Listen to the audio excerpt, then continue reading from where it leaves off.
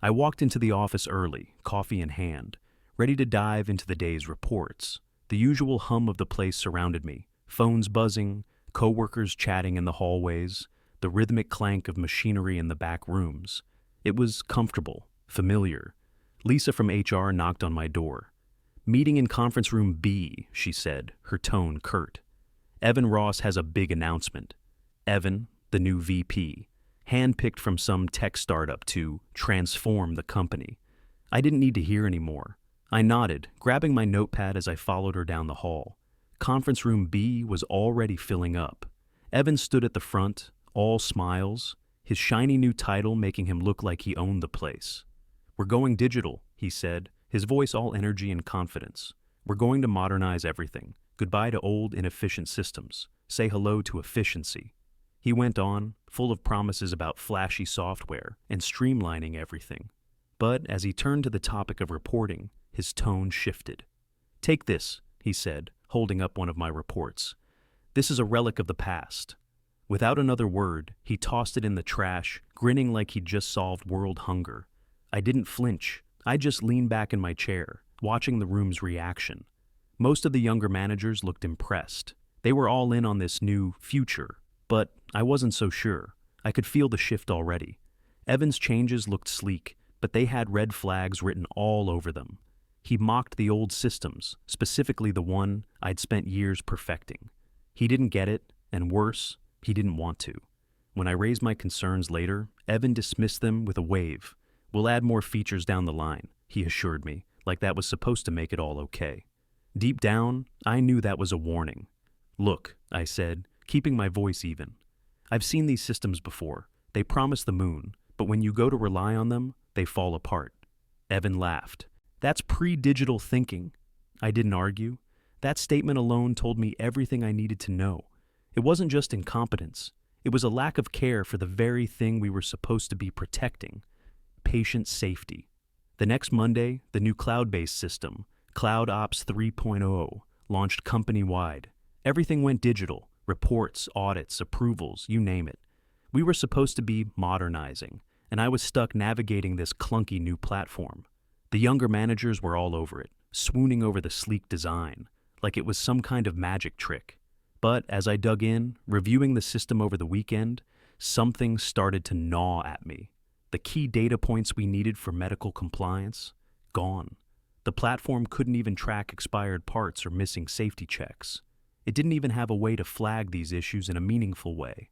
The FDA required us to keep detailed records for everything, but the system didn't even bother to record it properly. How were we supposed to stay compliant if the platform couldn't track the basics? I pointed this out to the team. Evan wasn't in the room at the time, but he'd been singing the praises of Cloud Ops 3.0 since day one. He was convinced it would fix everything, but the cracks were already starting to show. A few days later, a batch of medical equipment went out the door, despite failing safety tests. I'd been reviewing the logs when I noticed the red flags, failed pressure tests, critical oversight on calibration. But the new system, it didn't flag any of it. The equipment was just logged as approved, marked with a simple note saying variance. I took a deep breath. This wasn't good, not good at all. I went straight to Evan's office. "Evan, the batch we just shipped, there's a serious issue with the safety tests. The system didn't flag it, and we've got equipment going out with known failures." Evan barely looked up from his screen. "It's a variance," he said, like that was some sort of magic solution. "The predictive algorithm is fine. It's good enough." "Good enough?" I repeated, trying to keep my voice steady. "Good enough isn't going to cut it when we're talking about patient safety. We need to fix this." He waved a hand dismissively. "You're overthinking it. This is the future, and the system is designed to work like this. It's not about checking every little box manually. We're automating everything." I felt my blood pressure rise. Automating everything doesn't mean cutting corners, not when it comes to people's lives. "That's pre-digital thinking," Evan snapped, finally looking at me. "We're beyond that now. You've got to trust the system."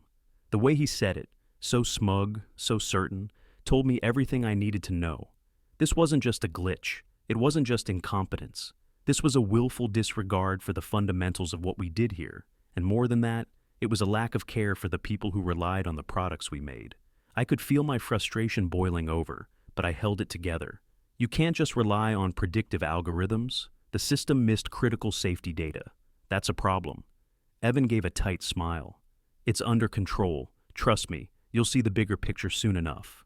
I didn't trust him. I didn't trust this system. But I knew I couldn't just go off gut feelings anymore. I needed evidence. Hard, irrefutable evidence. Something that would prove this was going to blow up in our faces. I left his office with a sinking feeling in my gut. I didn't know how, but I knew I had to keep track of everything that was wrong. It was only a matter of time before this started to fall apart. A week later, another warning slipped through the cracks. A shipment of life-saving monitors was about to go out, but the team in quality control had flagged it.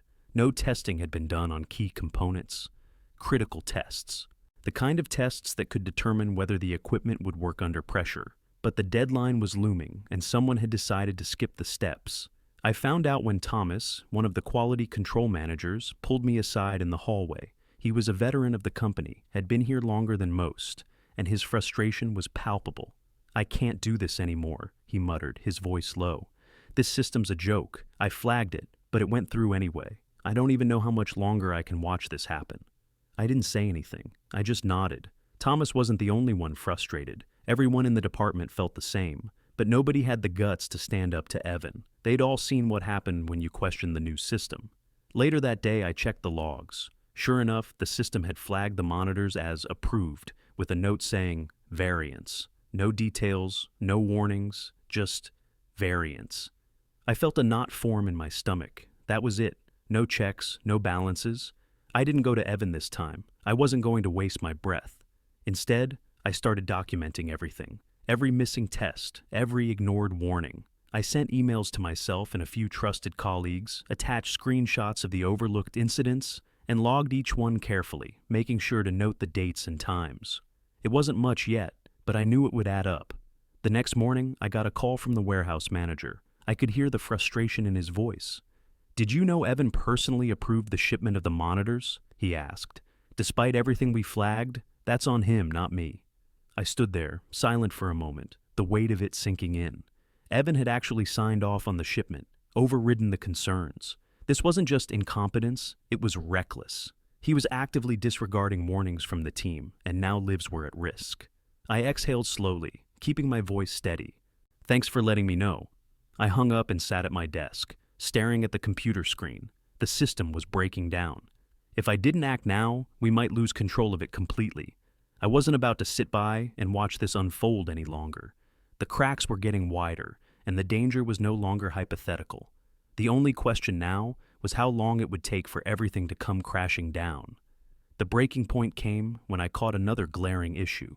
A shipment of insulin pumps was scheduled to ship, but the pressure test results were a mess. The data was clear. These pumps had failed the tests. But according to the system, there was nothing wrong. Evan's software had missed it entirely, brushing it off with a green approved label, like it was business as usual. I felt the cold sweat starting to form on the back of my neck as I reviewed the data. There was no way these pumps were safe. No way they should be sent out the door without a proper review. I marched straight to Evan's office, my stomach tight with that same gnawing feeling I'd had before. "Evan, this shipment is a disaster waiting to happen," I said, not even bothering with pleasantries. "These pumps failed the pressure test. The system missed it." Evan didn't look up from his computer. He swiveled in his chair, running his fingers through his hair like I was some kind of distraction. "It's fine. The algorithm has already analyzed it. The system is designed to catch this stuff." "It didn't catch it, Evan," I snapped. "You need to look at the data manually. I'm telling you, there's a problem." He leaned back in his chair, his smile spreading as if he'd already won. "It's the future. The system's predictive capabilities are far more reliable than your outdated methods. We don't need to double-check everything. It's already been processed." I clenched my jaw. "This isn't just about efficiency. These are insulin pumps, for God's sake. People's lives depend on this." He rolled his eyes. "You're stuck in the past. This is how things are done now. We're going to revolutionize this place." The words hit me like a punch in the gut. Revolutionize? By ignoring the basics? By skipping over critical steps just to meet a deadline? I took a deep breath. I wasn't getting through to him. I had to go higher. The next step was simple. I documented everything. Every single error, every missed flag, every ignored warning. I wrote up a detailed email to HR, regulatory affairs, and legal. I attached screenshots of the failed tests, the missed flags, the approvals that should never have happened. It was all there, in black and white. I sent it out, my fingers shaking slightly as I hit send. But the more I thought about it, the more I knew I had to cover all my bases. If Evan or anyone else tried to bury this, I needed to be prepared. Over the next few days, I collected more evidence. The cracks in the system were becoming impossible to ignore, and Evan's increasingly defensive attitude told me he knew it was all falling apart.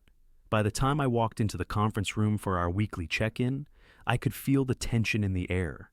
Evan, all cool and confident on the surface, was now visibly uncomfortable. His usual swagger was gone. He'd seen the email. I could tell by the way he was avoiding eye contact. "Everything's going according to plan," he said, trying to project calm. "The system is working, and it's going to change everything for the better." But there was something different in his voice. It wasn't the usual confident tone. It was defensive, almost like he was trying to convince himself.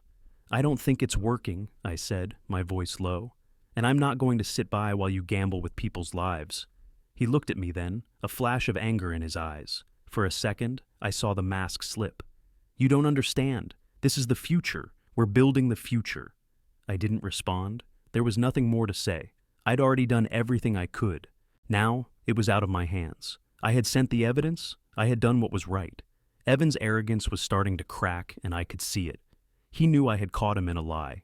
He knew this was more than just a glitch in the system. It was a disaster waiting to happen. If he thought he could bury this, he was wrong. I'd made sure of that. That night, I made my decision. It was time to go. But I wasn't going to walk out quietly. I wasn't going to let them sweep this under the rug.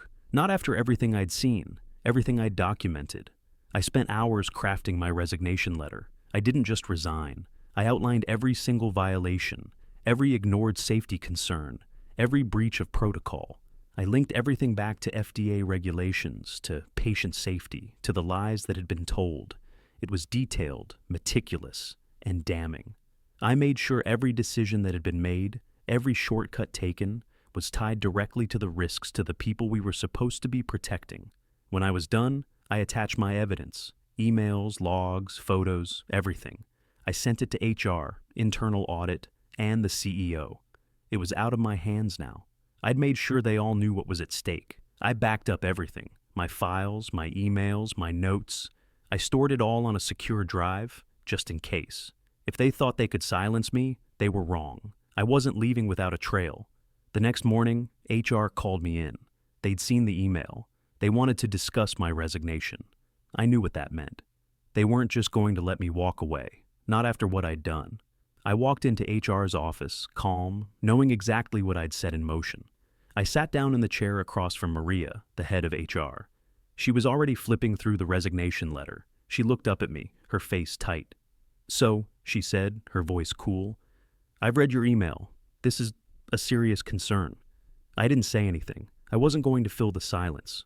"We need to understand why you're leaving," she continued, eyes narrowed, "and why you felt the need to send all of this to the CEO and legal."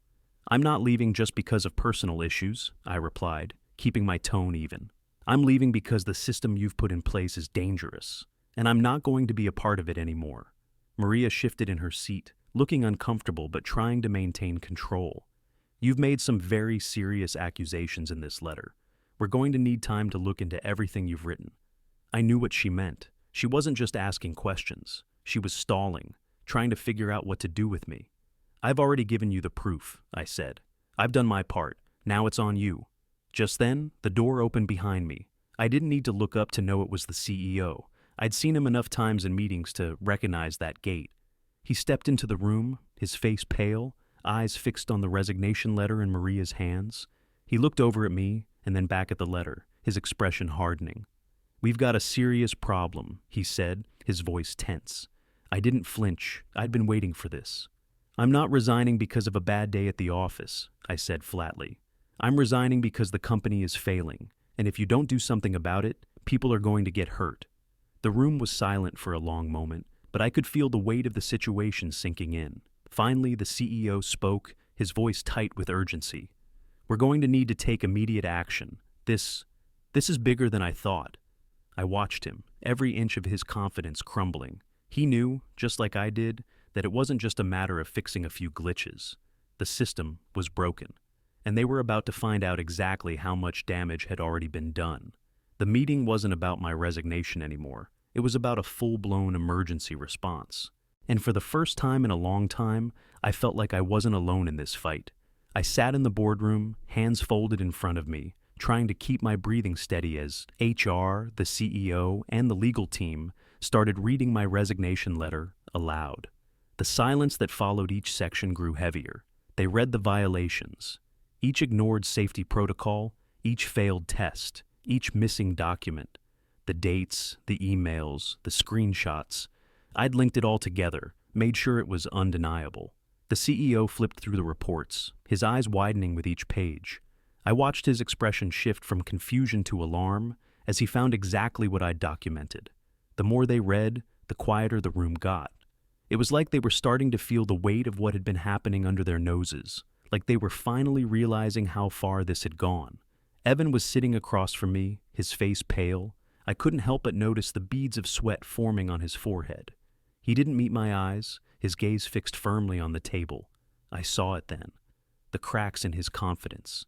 He was on the defensive now, and I could almost hear the panic beneath the calm exterior he'd tried so hard to maintain. Internal audit had already confirmed the discrepancies. The things Evan had dismissed as variances were now staring him in the face, in black and white. Legal had already started reviewing the potential lawsuits. The tension in the room was thick enough to cut with a knife. The CEO looked up from the documents, his eyes briefly meeting mine before flicking to Evan. "Evan," he said, his voice low but carrying weight. "You need to explain this, now." Evan opened his mouth, probably trying to find something convincing to say, but his words caught in his throat. He glanced nervously at the legal team and then at the CEO, clearly trying to steady himself. "It's all in the system," Evan stammered. "The predictive algorithms. Everything is supposed to be automated. We're ahead of the curve. This is just the beginning of—" The CEO cut him off. "I've read your reports, Evan. I'm not interested in excuses." His tone was ice cold. "This is bigger than any system you've built. It's about people's lives, and you've ignored that." Evan's face flushed with frustration. "That's not fair," he snapped. "This system is going to revolutionize the company. We're just getting started." "Enough," the CEO interrupted, his voice sharper this time. "You're suspended, effective immediately. We'll be conducting a full audit into everything you've overseen." Evan froze, the color draining from his face. He opened his mouth again, but no words came out. The CEO didn't even look at him. His attention was fully on me now. "You did the right thing. I can't even begin to express how serious this is." I didn't respond right away. My heart was pounding, but I kept my voice steady. I didn't want it to come to this, but I couldn't sit back and watch people get hurt. That's what I've been trying to stop. The CEO nodded slowly, clearly processing everything. "We'll be taking immediate action. You've provided more than enough proof to show that this is a crisis. I'll make sure we address this properly." The legal team started talking among themselves, pulling out their phones, sending messages, setting things in motion. I could feel the weight of the moment. Everything I'd gathered, everything I'd risked, was paying off. This wasn't just about me anymore. It was about the company facing up to what had been allowed to happen. And in the middle of it all, I saw Evan, his mouth tight, his arrogance shattered. He didn't look so confident now. The tables had turned, and I knew this was my moment. The moment I'd laid the foundation for real change. The CEO turned to HR, giving them orders to start dealing with the suspension, with the audit, with the cleanup. "This is only the beginning," he said quietly.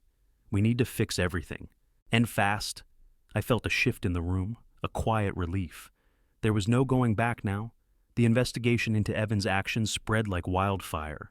Internal audit dug deep, uncovering more violations than I could have ever expected. Stuff I hadn't even known about. They found shipments approved without the proper testing, compliance records that had been forged, and the most damning of all, the system had been deliberately manipulated to cover up serious errors. It was a mess, one I'd barely scratched the surface of. Evan's termination was swift, no second chances. The CEO had made it clear. He was done.